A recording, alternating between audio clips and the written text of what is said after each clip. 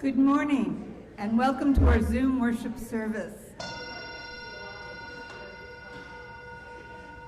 I am Fran Rodriguez and I'll be your celebrant this morning. I'd like to extend a special welcome to all those who are here worshiping with us for the very first time.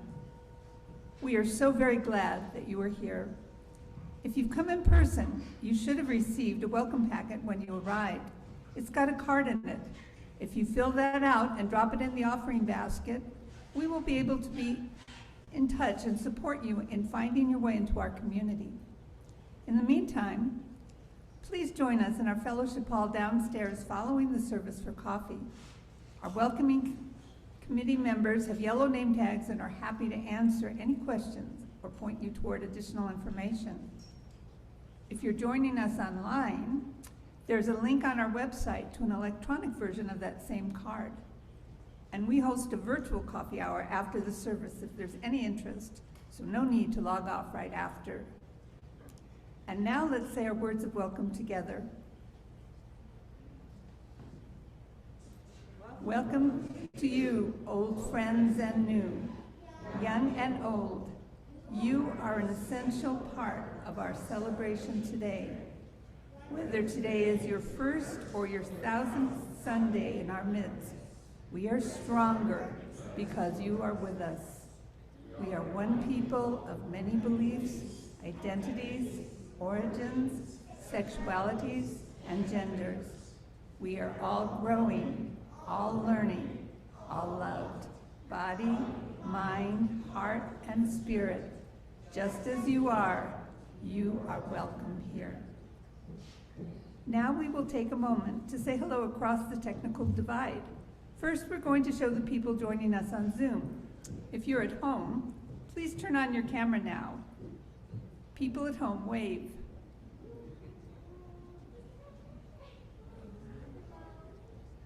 Now people who are attending the service in our building, it's your turn to wave.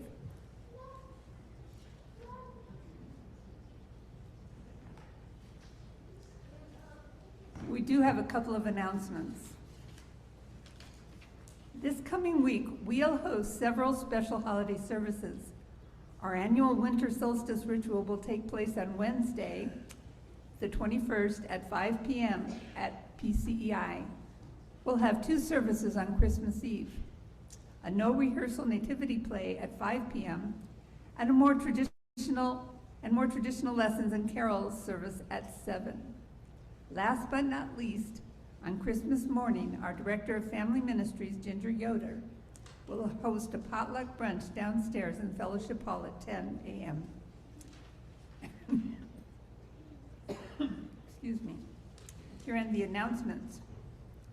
We preface our service by acknowledging that the land on which our homes and our church were built was not uninhabited when European settlers arrived here with their ideas of conquest and ownership.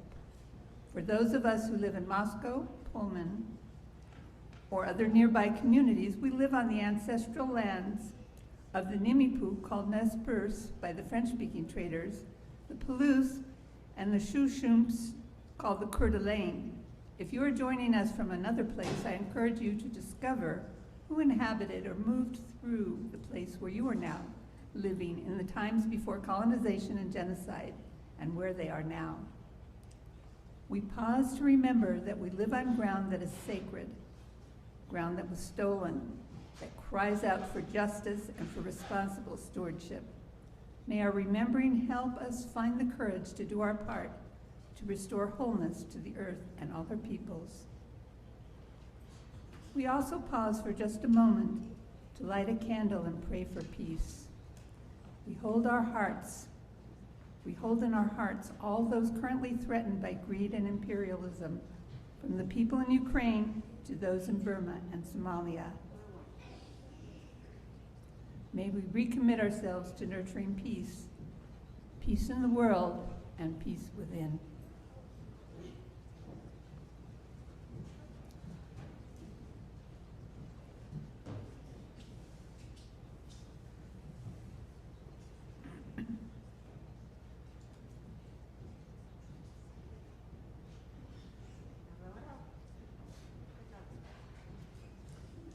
We are hoping that folks joining us via Zoom have a chalice or candle to light and something to light it with.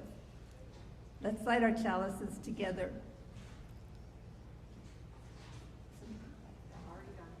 Okay.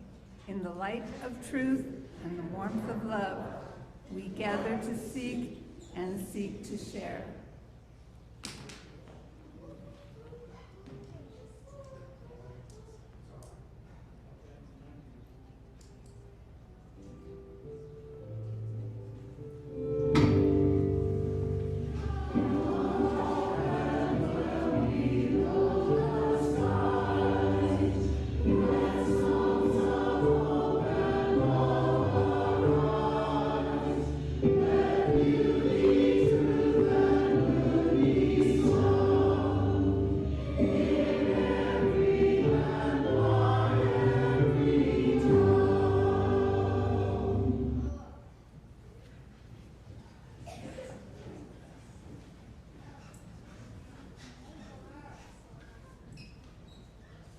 Yeah.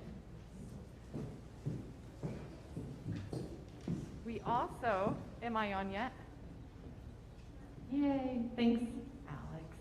We also have a special candle lighting. We actually have a few special candle lightings today. But yes, you can still come up and do these. Why don't you, Laura, why don't you start? And this is our 4th Sunday of Advent, which is unbelievable. That means next Sunday is Christmas Day. So start here and maybe go around so that you don't have to reach over any flames. Or actually then, you can walk around this way. That way you don't have to reach over. So as Unitarian Universalists, we may or may not celebrate Advent as a season of waiting for the birth of Jesus. But we still see value and intentionality in creating space for this season. From the UUA website on honoring Advent, they say, "For everything there is a season, a time to die and a time to be born. With the arrival of winter's low, dark sky, communities around the world look to the miracle of light as a sign of rebirth and a source of hope. We celebrate the promise of new life and recommit ourselves to the protection of everyone's right to his or her radiant humanity." So each of the candles are lit today, one for hope, one for love, one for joy, which is the pink one. And today we also lit for the first time, the one for peace.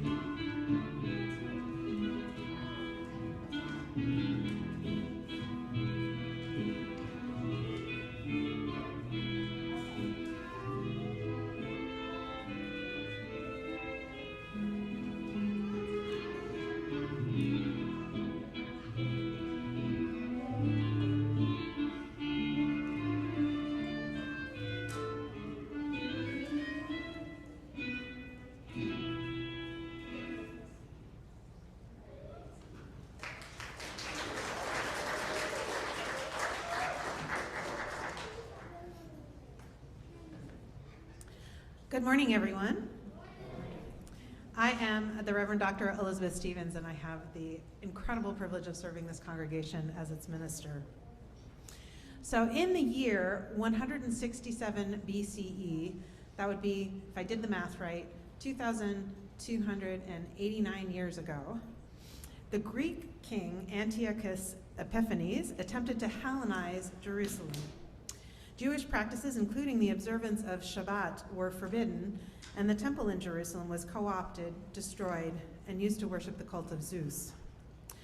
A small band of guerrilla fighters known as the Maccabees rose up to fight the Greeks, and against all odds, they were able to reclaim the temple for the Jews.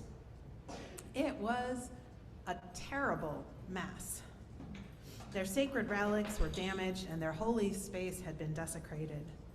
The Jews cleaned up as best they could, and then they relit their holy lamp, and though they only had enough oil for one day, the flame lasted for 8 days, a miracle which the Maccabees took as confirmation that their covenant with Yahweh, the covenant that marked them as God's chosen people, remained intact. It must be said that Hanukkah is not Jewish Christmas. This holiday and the stories behind it are distinct and worthy of our focus. For us as Unitarian Universalists, Hanukkah offers an opportunity to delve into an important question. When things happen that undermine or damage our lives, things that break our heart, things that undermine our faith in humanity, or in some other way knock us for a loop, what do we do? What do we do? When important institutions are crumbling all around us, how do we go on?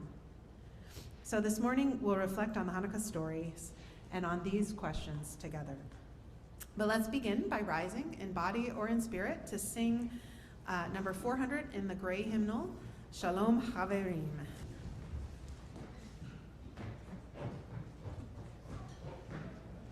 Now let's take a moment to engage in the practice of generosity together. For those of you who are able to make a financial contribution, the logistics are on your screen. We invite you to either copy down the information you need or simply go to the website to make a donation. The web address is in the chat. Those of you who are newer or visiting from another part of the country may not be aware that we typically give away all of the cash from our Sunday offering to local charities whose missions align with our values, a program called the Month of Sundays. This month, the recipient is Alternatives to Violence on the Palouse. ATVP's mission is to provide support and safety for victims of domestic violence and sexual assault and non-offending family members and friends. If you are donating online, you can choose Month of Sundays from the drop-down menu. If you are mailing or dropping off a check, simply indicate in the memo line whether it is intended for the Month of Sundays or our general fund. In the spirit of love and for the continuing work of this church, we will now take some time to practice generosity together.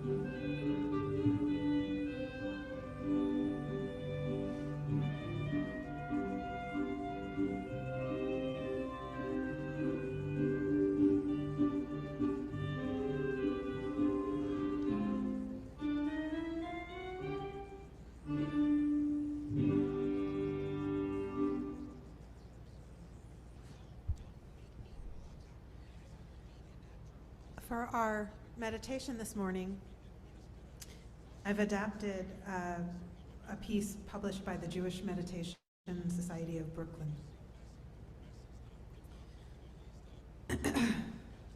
When the Maccabees returned to the temple, they found much that was precious to them had been destroyed. Yet they did not give up hope. Instead, they searched through the rubble and found light. They excavated a place that could hold holiness again. In this time of remembering, let us look into our own hearts and ask, what needs repair? What requires renewal? What or who brings light to my life? And what can I do to kindle and cultivate that light? What is holding me back? What miracles have I experienced during difficult times? What actions can I take to bring about miracles in my life and in the lives of people I love, or in the lives of strangers? How can I hold and hold on to a sense of goodness and hope on days when it feels like everything is falling apart? Let's rest in these questions for just a moment. So I invite you to imagine it with me. Hostile forces invaded our sacred space, this beautiful new building. They broke things. They took down and trampled our quilts. They slashed the new chairs. They burned the hymnals in a big bonfire. Sadly, it's not such a huge stretch. In the past few years, many Unitarian Universalist churches have been vandalized. Their Black Lives Matter banners have been torn down. Their rainbow flags have been defaced. Windows have been smashed. Hostile messages have been spray painted on doors. Locally, both the Episcopal Church and the Community UCC Church in Pullman have experienced vandalism. The rise of anti-Semitism is particularly chilling. Temple Beth Shalom in Spokane was vandalized just last year, and the year before that, hateful graffiti was spray painted on the Anne Frank Memorial in Boise. 10 years after Sandy Hook, it's clear our schools aren't safe, aren't sacrosanct, nor are our dance clubs, and certainly not our places of worship. Clearly, no act of hate is enough to generate the collective will to make changes to our gun laws.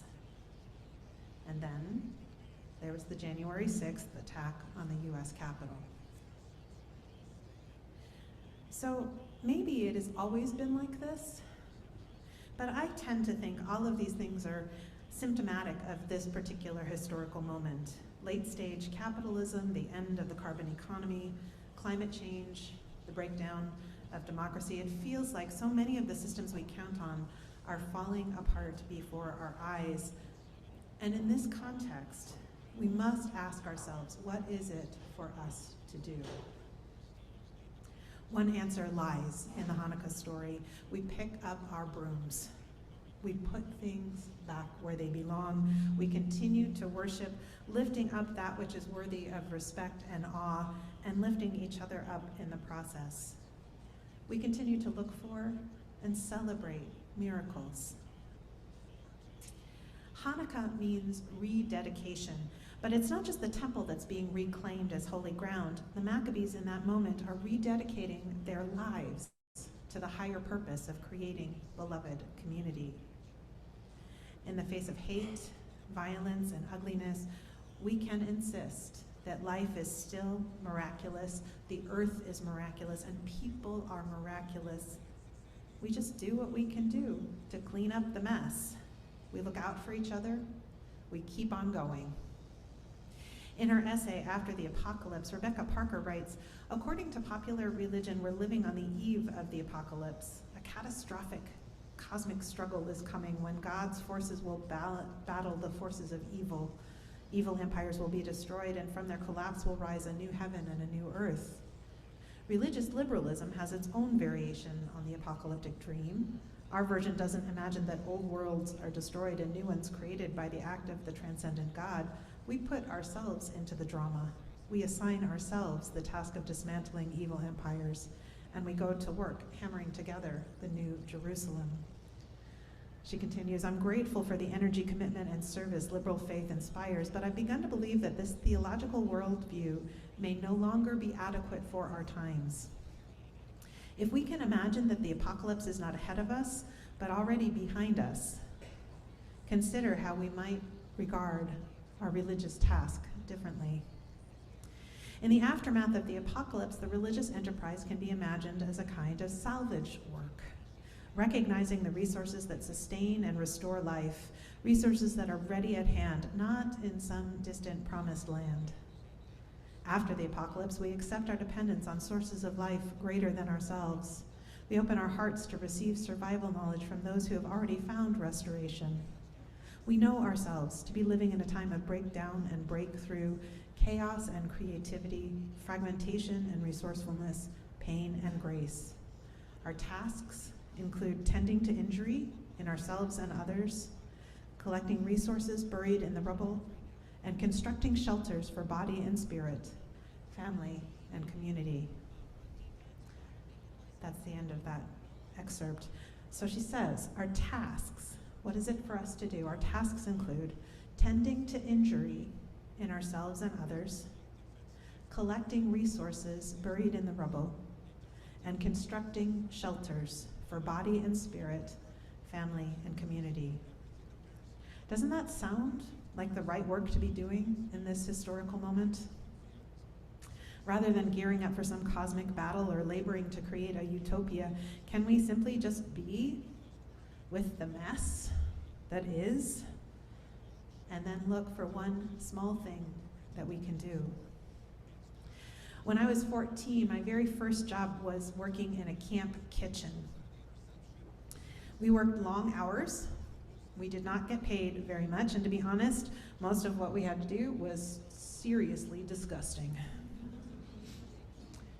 The food prep wasn't so bad, but most of our time was spent washing dishes.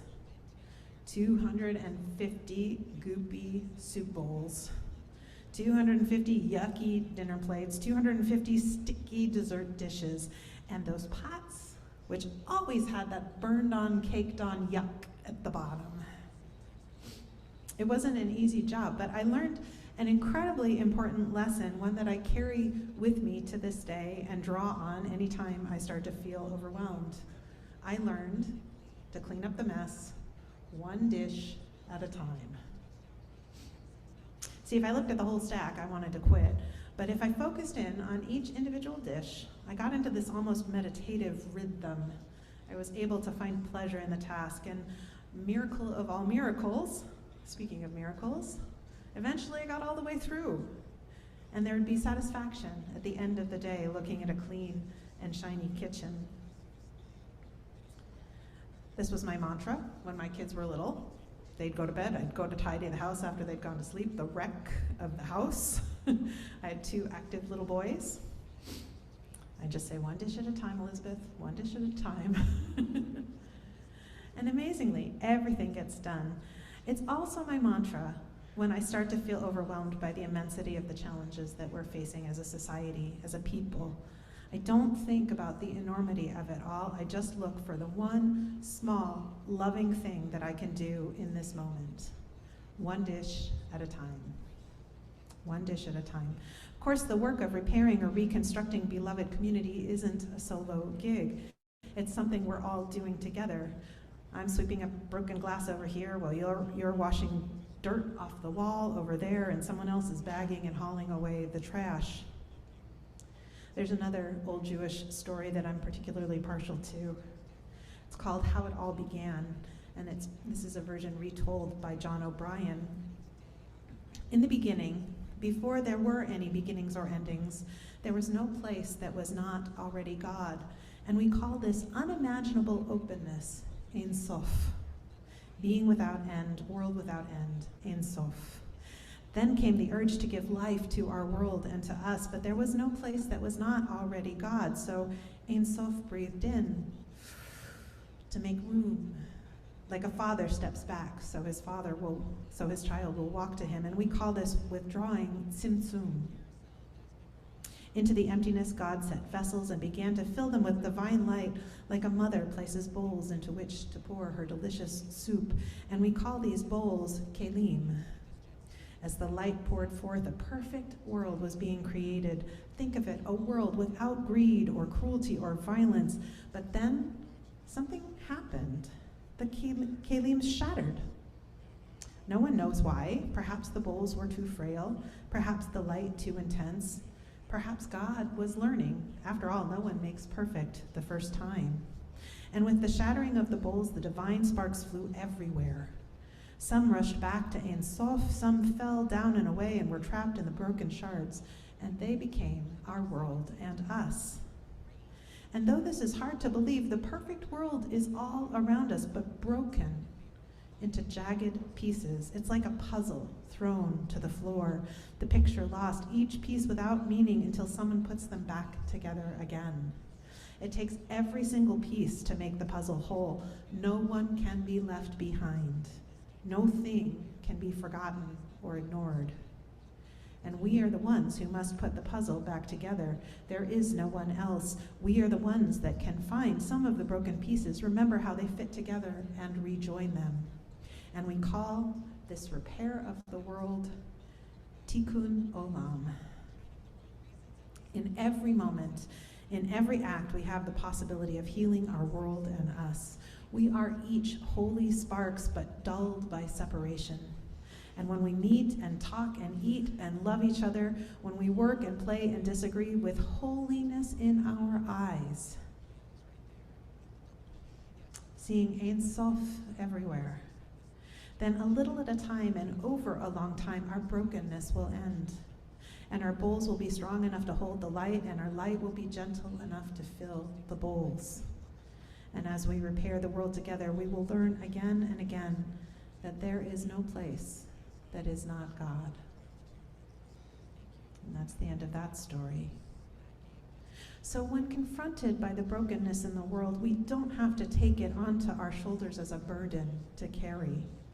It's enough to be present to it, to breathe and breathe some more and breathe some more until we find the strength to do that one small thing, that one small act of kindness or love that appears in front of our face. Often that small act is just to extend compassion to our own precious self. The hidden gift of tragedy, of times when the brokenness is so big that it can't be ignored or denied, is that for a time we aren't Buddhist or Christian or Jew, conservative or liberal, young or old. We're all just human. We're all just human and hurting. The invisible walls that keep us apart come tumbling down. That illusion of separateness flickers for a moment, and we catch a glimpse of the perfect world with space for everything, where everyone is holy, where there is nothing that is not God. There's potential inherent in this historical moment when it feels like so much is broken or dying or falling apart. If we keep going, if we keep tending to injury in ourselves and others, collecting resources buried in the rubble, constructing shelters for body and spirit, family and community, eventually we'll wake up and look around and discover that we've created a world that is sustainable and humane. Or maybe, just maybe, that sustainable, humane, compassionate world is already here, already all around in the midst of the brokenness. And maybe it's acting as if that world is already here that will bring it to existence, into existence. Maybe things aren't as bad as all that. Maybe they're just evolving. And maybe, just maybe, even the brokenness is miraculous and holy. This is Hanukkah by the Reverend Lynn Unger. Come down from the hills, declare the fighting done, be bold, declare victory even when the temple is wrecked and the tyrants have not retreated, only coiled back like a snake, prepared to strike again. Come down. Try to remember a life gentled by daily acts of domestic faith, the pot set to boil, the bed made up, the table set in calm expectation that when the sun sets, we will still be here. Come down and settle. Unlearn the years of hiding. Light fires that can be seen for miles, that dance and spark and warm the frozen marrow. Set lamps in the window. Declare your presence, your loyalties, the truths for which you do not expect to have to die. It would take a miracle, you say, to carve such a solid life out of the shell of fear. I say, you are the stuff from which such miracles are made. The 8 days of Hanukkah offer us an opportunity to let go of cynicism and despair. With each light we kindle on the menorah, on the Hanukkah, we can reflect on everyday miracles like forgiveness, healing, acceptance, beauty, laughter, and love. And we can feel our inner goodness, that divine light, rekindling and growing stronger in spite of everything, perhaps because of everything. With each light we kindle, we can rededicate ourselves to the work of healing the world in whatever small ways we find within our grasp. So what would we do if somebody came in and wrecked our sanctuary? We'd gather and weep. We'd comfort each other. And then we'd each pick up a broom or a trash bag or a bucket and sponge. And we do what we do in the face of every tragedy and act of violence. We mourn and then we keep going. We believe as hard as we can with every fiber of our being that a better world is possible. And we create that world, one act of kindness, one dish at a time. We choose to restore order. We choose to see miracles and blessings and beauty. We choose to cultivate joy and to nurture connections and weave community. We choose love over and over again for as long as it takes. So be it, and so may it be. I invite you to rise and body your spirit. Let's sing number 221, Light One Candle.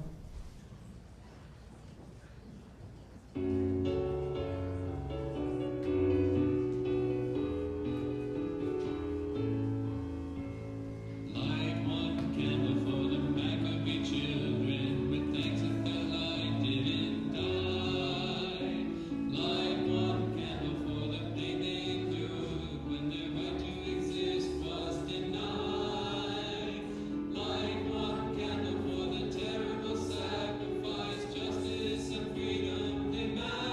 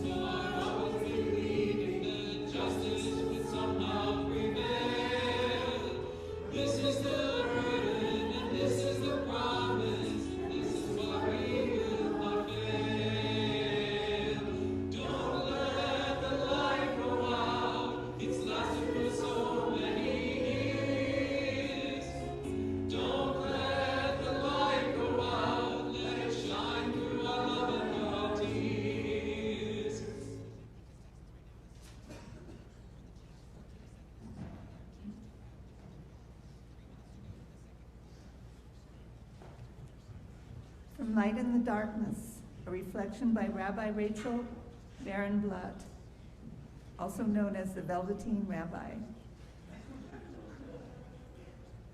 Even in times of greatest darkness, when it seems that hope is gone, when you feel tapped out and drained, when you have no more resources to draw on, when you've done everything you know how to do, don't give up. Do the tiny thing you can do, even if it doesn't feel like enough. That's the message of the Hanukkah story. Maybe you're feeling lately like you're not enough. Maybe you're feeling like the world demands strength and perseverance that you can't seem to manage. Maybe you're feeling like the darkness presses in on all sides and will not be defeated. Maybe you're feeling worn down and hopeless.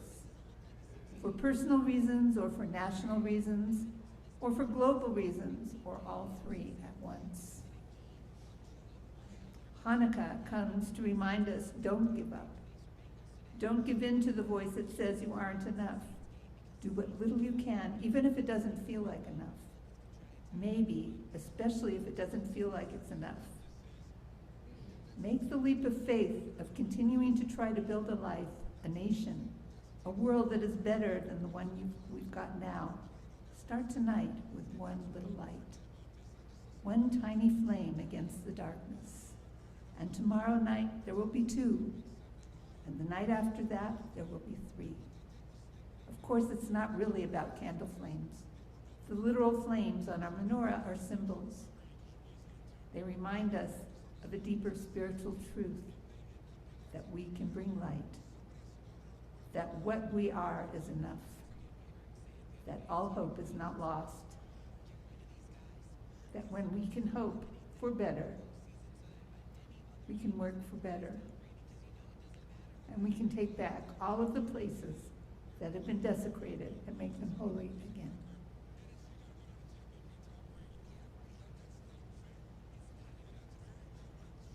So we have one last klezmer piece, and the services run long today. So I just want to say, if your body would feel good moving, you should feel free to move around a little bit while we listen to this musical benediction.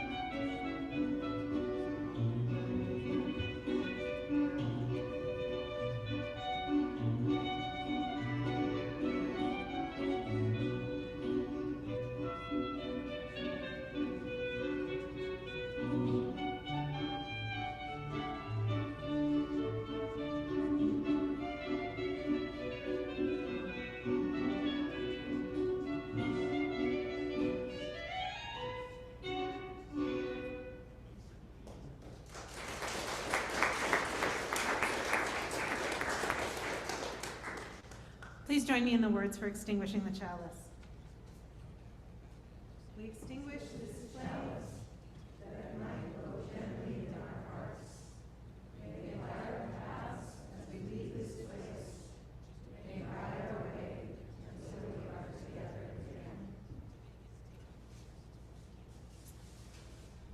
One dish at a time, friends. Happy Hanukkah. Go in peace. Come back next week. I love you all.